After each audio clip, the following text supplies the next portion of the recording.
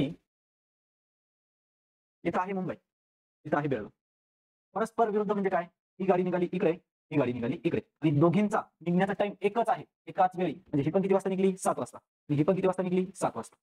त्याच्यानंतर पुढं निघालेल्या एसटी गाड्यांचा वेग अनुक्रमे म्हणजे हिचा वेग आहे 48 किलोमीटर पर आवर आणि हिचा काय आहे 70 किलोमीटर पर आवर. मग आपल्याला माहिती आहे ही गाडी इकडे जात असेल, ती गाडी इकडे येत असेल, ही गाडी इकडे जात असेल, ही गाडी इकडे येत असेल, तर यांच्या दोघांच्या वेगाची काय होते? बेरीज. वेगाची काय होते? बेरीज. मग आपण म्हणू शकतो की आपल्याला काय विचारलं त्यांनी? डी. पहिले काय काढून घेऊ आपण? अंतर काढून घेऊ. मग त्या किती वाजता भेटतील ते काढून घेऊ. डी.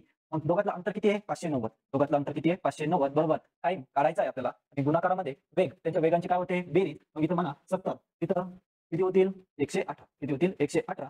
मग इथं अंतर कशात आहे? किलोमीटर मध्ये आणि वेग कसा आहे? किलोमीटर पर आवर मध्ये. म्हणजे 500 दाखवायची गरज नाही. हा 118 इकडे येऊ द्या, आपल्याला टाइम भेटेल 500 किंवा इथं जागेवरच कट करतो मी. इथं बघा 59 एक 59 उरला किती? 10. 59 दुने 118, एक बे बे पंचे 10.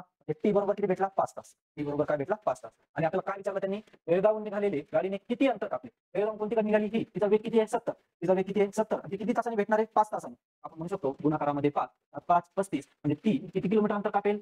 350 किलोमीटर. किती किलोमीटर कापेल? 350 किलोमीटर. ऑप्शन क्रमांक 2. ऑप्शन क्रमांक 2 भेटतो.